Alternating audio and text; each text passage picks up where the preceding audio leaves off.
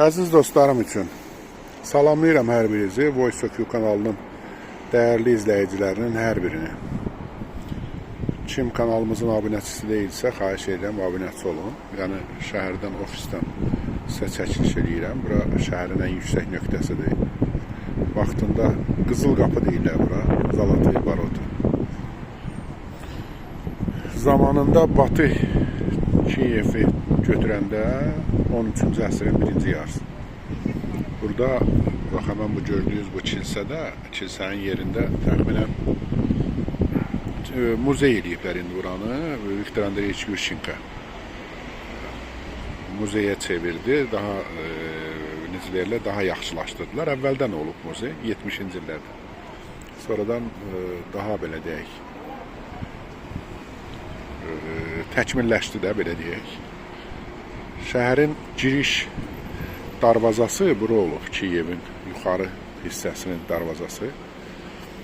Qızıl Qapı deyirlər, gördüyünüz kimi biraz böyüdüm görəsiz. Bax, bütün şəhər biz sizlə danışdığımız kimi fərqli rənglərdə olan şabalıt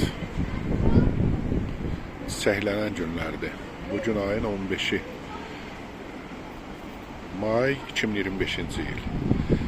Belə bir səhv təsəvvür var ki, güya Ukrayna dövləti yerində yoxdur, Ukraynanı satdılar, verdilər. Hər kəs öz işində, öz gücündə, öz hərəkətində, öz yolunda, öz döyüşündə, öz müharibəsində. Yeganə olan məsələ həm də bundan ibarətdir ki, Ukraynada hər kəs nə etdiyini özü bilir. Nə etmək lazım olur?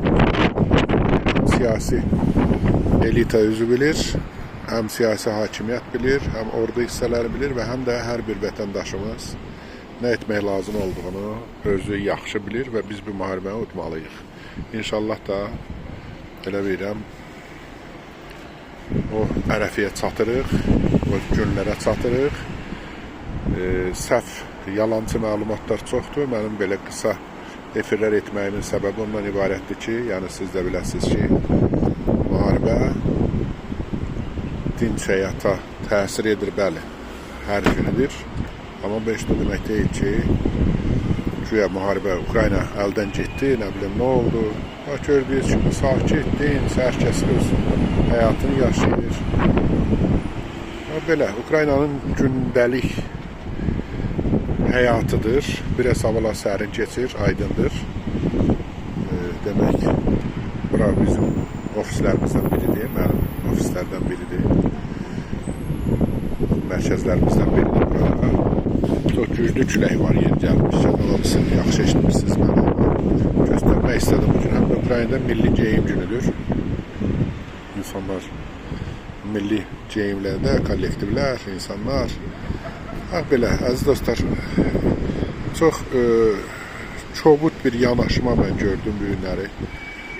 Azərbaycan segmentində həm Rus baş, taxtabaşlar, nə bilim, Kreml başlar, Putin başlar ki, onlar əslində Azərbaycanın milli təhlükəsizliyinə təhlükə yaradırlar. Güya o cümlədən hansısa formada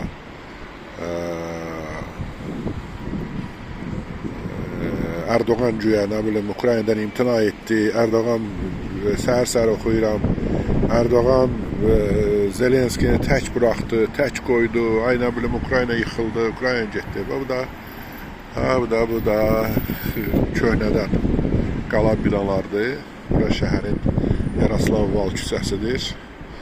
Şəhərin, belə deyək, işgüzarlıq mərkəzlərindən biridir. Yenə də bax, gördüyünüz şabalıd ağacları, yenə insanlar, üzbəyiz bina. Hindistanın deməli rezidensiyasıdır, Hindistan səfirliyinin. Bizim binanın arxasında divar da Polşa səfirliyi idi.